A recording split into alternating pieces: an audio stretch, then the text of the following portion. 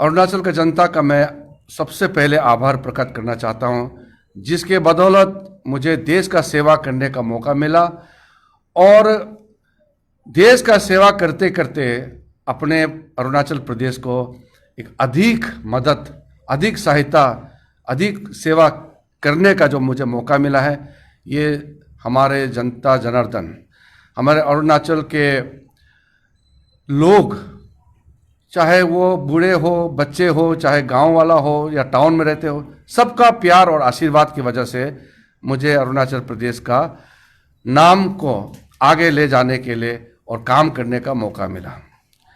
फिर मैं आपके माध्यम से आदरणीय प्रधानमंत्री नरेंद्र मोदी जी को धन्यवाद देना चाहता हूं, जिन्होंने विश्वास किया मुझे, मेरे काम को, मेरे सोचने का, मेरा काम करने का तरीका को आदरणीय प्रधानमंत्री जी को विश्वास हुआ कि इनको एक बड़ा जिम्मेदारी देने से देश के लिए काम कर सकते हैं। इसलिए minister of law and justice Bharat सरकार में एक पद जो मुझे दिया है, एक गरिमा, ये मेरे लिए नहीं है। ये जो रिस्पॉन्सिबिलिटी मुझे मिला है, ये मैं नहीं मानता हूँ कि मुझे ऑनर किया है, ये अरुणाचल प्रदेश का जनता को ऑनर किया है, अरुणाचल प्रदेश को ऑनर किया है। हमारा प्रदेश एक युवा प्रदेश है एक तरह से। अरुणाचल प्रदेश का जन्म नाम 1972 में हुआ। कई लोग हमारे यहाँ से नेतृत्व किया है, मैं उन सब का नाम को याद करना चाहता हूँ। चौकामान गोहाई, डॉक्टर दाइंग एरिंग और उनके साथ में जितने भी सीनियर थे, उसके बाद में पीके थोंगन, गेगोंग अपांग जी और जितने भी उस ज़माने में जो अरुणाचल नेफा से लेकर के अरुणाचल तक का सफ़र में जिन्होंने साथ दिया, जिन्होंने अरुणाचल को बनाया, उन सबको मैं याद करना चाहता हूँ। और आज मैं अपना राज्य में पहला दौरा कर रहा हूँ और इस दौरा को एक नाम दिया है जन आशीर्वाद यात्रा।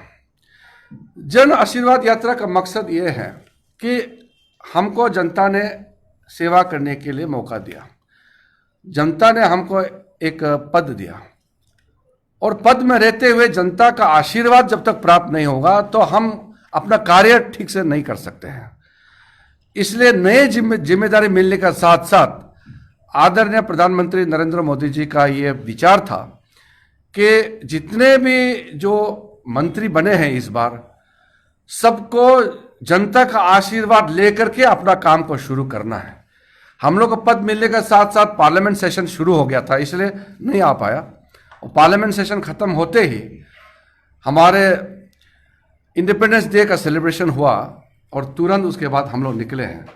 तो आज ईटानगर में यहाँ कम्युनिटी के काफ़ी लोगों से मिलने वाले हैं। ये कोई सरकारी कार्यक्रम है, पार्टी का कार्यक्रम नहीं है।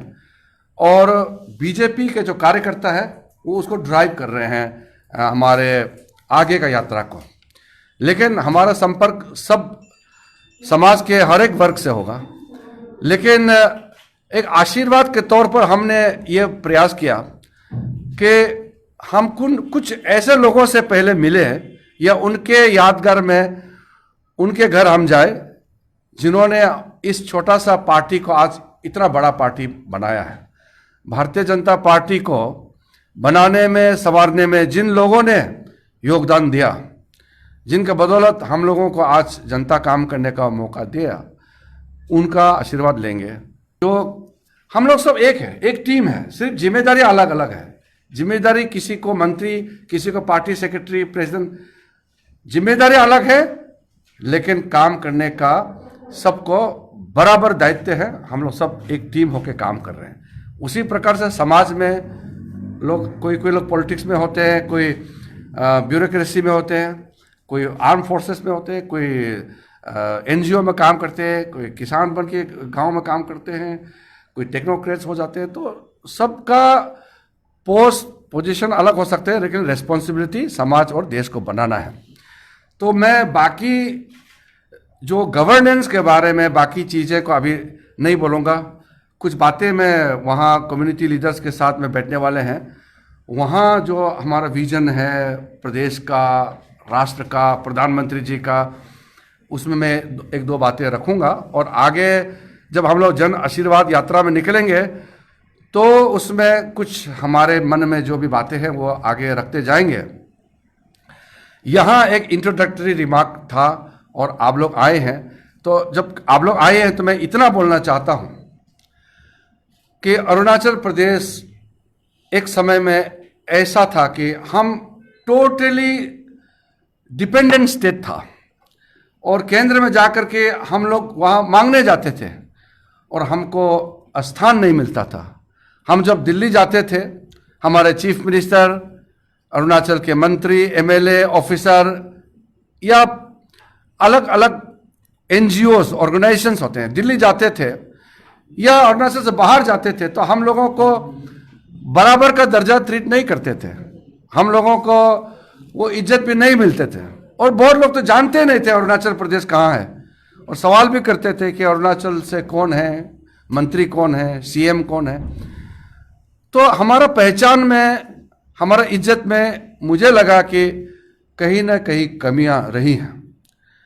लेकिन मैं मानता हूं कि इस बार हमारे भारत के बहुत ही यशस्वी प्रधानमंत्री नरेंद्र मोदी जी ने जो पिछली 7 साल से काम करते करते आज यहाँ पहुंचा है, तो मैं गर्व के साथ कह सकता हूं कि अरुणाचल प्रदेश अब कोई साइड वाला कंट्री, साइड का जो छोटा सा एक स्टेट होते हैं या एक जिसका नेशनल का मेन स्ट्रीम में जो नहीं आ पाते हैं, ऐसा वाला छोटा प्रदेश जिसका कोई बहुत बड़ा पहचान नहीं है, ऐसा वाला इमेज को दूर करके अरुणाचल प्रदेश को भारत का बिल्कुल मेन स्ट्रीम, मुख्य धारा में शामिल किया है, मैं ये मानता हूँ। और आज इस देश का विधि और न्याय मंत्री, कानून मंत्री जिसको बोलते हैं, minister for law and justice बना के, मैं एक ट्राइबल हूँ, मैं अरुणाचल प्रदेश का लोकसभा एमपी हूँ, जो रिकग्निशन दिया है वो इस बात का सबूत है कि प्रधानमंत्री जी नॉर्थ ईस्ट आदिवासियों के लिए और खास करके हमारे अरुणाचल प्रदेश के लिए जो सम्मान दिया है, ये इतिहास में भी हमेशा याद रखेगा कि ऐसा प्रधानमंत्री हैं जिन्होंने अरुणाचल प्रदेश का पूर्ण रूप से सम्मानित किया है, हमको सम्मान दिया है। इसलिए आज मीडिया के माध्यम से मैं आपको वादा करता हूं कि आज तक हमने मेंबर ऑफ पार्लियामेंट होकर के और अलग अलग पोर्टफोलियो में बैठ करके जितना अरुणाचल प्रदेश का हमने सेवा किया है, आज इस बड़े जिम्मेदारी के साथ मैं आपको, आपके माध्यम से अरुणाचल के जनता को भरोसा देना चाहता हूं कि मैंने जितना काम किया आज तक, उससे कई आगे अरुणाचल का सेवा करने का मेरा प्रयास रहेगा और मैं सेवा देते रहूँगा। तो आप सबको फिर से मिलते रहेंगे और आप सब यहाँ आए हैं पार्टी ऑफिस में, आप सबका बहुत बहुत धन्यवाद। जय हिंद।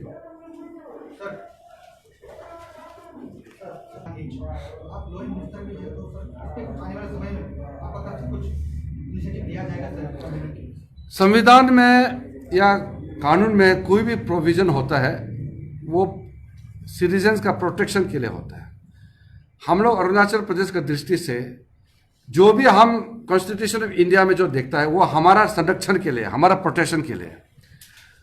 अरुणाचल प्रदेश का प्रोटेक्शन के लिए जो भी प्रावधान है भारत सरकार ने जो भी बनाया अलग अलग सरकार में या आज संविधान में जो भी है, वो मैं मानता हूं कि अरुणाचल का आइडेंटिटी, अरुणाचल का जो राइट्स, इंडिजिनस लोगों का जो एक इनहेरेंट राइट्स है, उसको कभी भी चोट नहीं पहुंचेगा। इसलिए संविधान का प्रक्रिया या प्रावधान उसी के लिए होता है। जैसे कि मैं एक उदाहरण देना चाहता हूं, सिटीजनशिप अमेंडमेंट एक्ट लाया।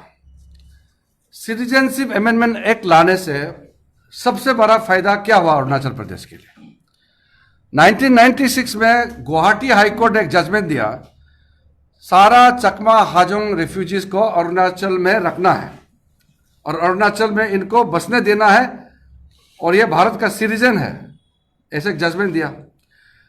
फिर 2015 में सुप्रीम कोर्ट ने एक और जजमेंट दिया, उसको और भी बल देते हुए कि अरुणाचल प्रदेश में चकमा हाजों को सिटीजनशिप देना चाहिए करके जजमेंट दिया, और वो भी 3 महीने में देना चाहिए।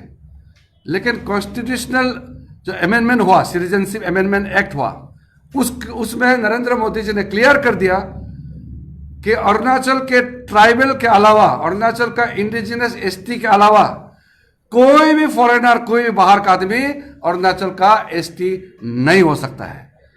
तो ये प्रोटेक्शन जो आप प्रोविजन बोल रहे हैं, उससे कई गुना प्रोटेक्शन ये मिलता है कि अब तो ब्लैंकेट बैन हो गया कि अरुणाचल का आइडेंटिटी, अरुणाचल का कल्चर, अरुणाचल का राइट्स, उसमें कोई छेड़छाड़ कर ही नहीं सकता है।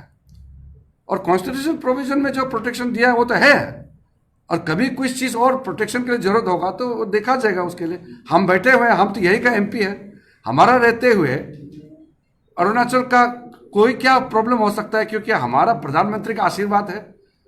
इसलिए अरुणाचल प्रदेश के लिए किसी तरह से आज और फ्यूचर में कहीं से कोई भी एक चोट पहुंचने का कोई जगह नहीं है, और हम होने नहीं देंगे। वही तो मैं बोल रहा हूं, आप एक प्रोविजन पे अटके हुए हैं, मैं तो उससे बड़ा बात बता रहा हूं पूरा पूरा।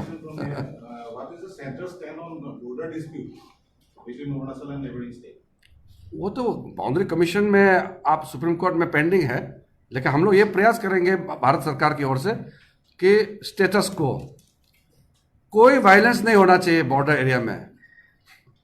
हर स्टेट का जिम्मेदारी होता है, हम कोई दुश्मन थोड़ी है, एक ही देश का हम सब नागरिक हैं।